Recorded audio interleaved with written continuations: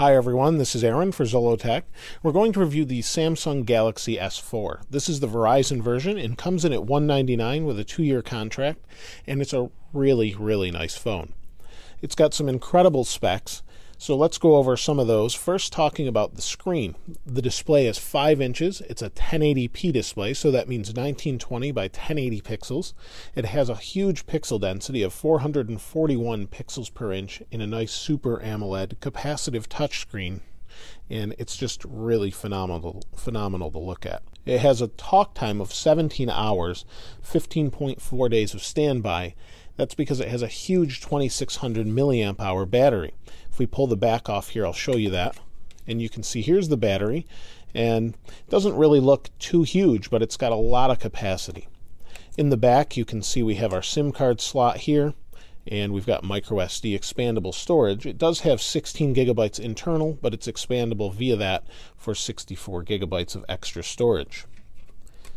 Pop this back on here, and the internals of this are just incredible. It has a Qualcomm Snapdragon processor with a quad-core 1.9 gigahertz and 2 gigs of internal RAM.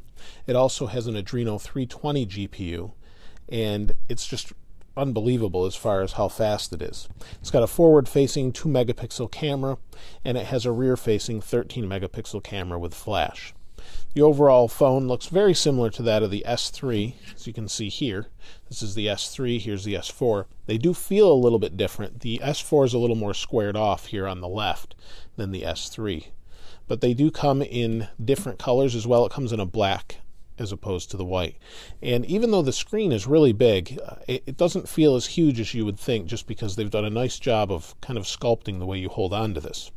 So other than the cameras and the screen, you have your speaker here. You can see there's different proximity sensors along with your camera. You have the typical home button. On this side, you have the power button. On the other side, you have a volume rocker. On the top, we have a 3.5 millimeter headphone jack, a microphone, and an IR blaster, so you can change channels on your TV with that. On the bottom, you have a micro USB, another microphone. So really feature-packed phone. Let's turn it on here. Now the phone is running TouchWiz, which is Samsung's proprietary interface, over the top of Android 4.2.2. You can see it's booting up now. It's just an incredibly vibrant display. And the battery life has been really great. It's really easily gotten through a day. In my case, a day and a half to 2 days with normal use, so it's pretty impressive. And the battery says critically low, but let me unlock the phone here. And you can see the display looks really nice. It's going to be harder to see on this video than it is in person, but it's probably one of, if not the best display I've ever seen. Colors are vibrant, maybe too vibrant at times for certain people, but overall it looks really great. The battery's pretty low right now on it, but I get an easy day and a half, like I said, out of this battery. I've been using this to listen to music. Music sounds great, it has great audio output, and the speaker is loud.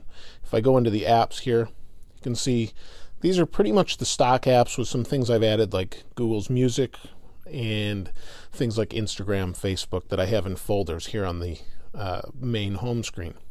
So the phone overall is really fast, but sometimes it does lag, which is odd considering it's a very fast phone. Let's go here. And so you can see it lag bringing up the keyboard. And we'll bring it here. Now I am using Chrome, not the stock app. One thing I found is you may have seen some of the different features where you can wave your hand to go back and forth. That really seems to only work when you're in the default browser and not things like Chrome. Can pinch to zoom, it's pretty fast, usually not too much of a problem, but occasionally it will lag. And you know, there it did. You can see it just kind of hiccuped for a second. Now if I hold the back button here, it pops open this window.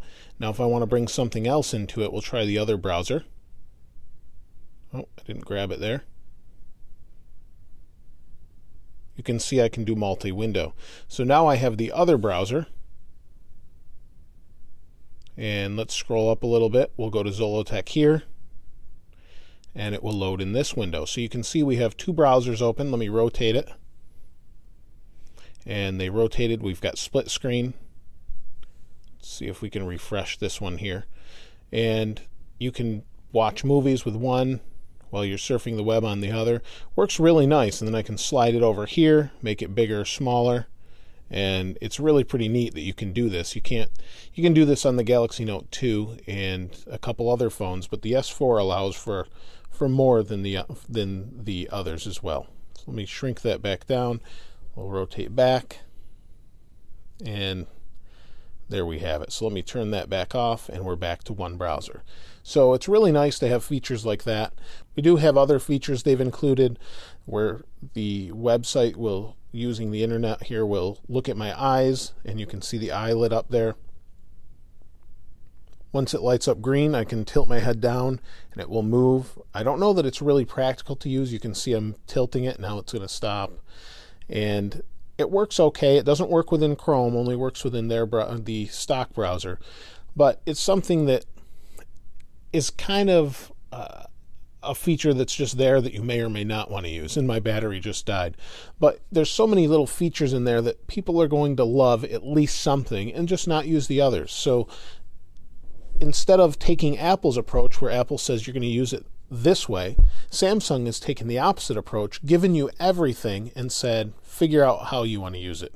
So that's great for some people, not great for others. And if you don't like that, you can set up an easy mode, maybe for someone that's not as knowledgeable, until they get the hang of it. There's so many different things you can do with it. It's pretty unbelievable, and it's a really nice phone.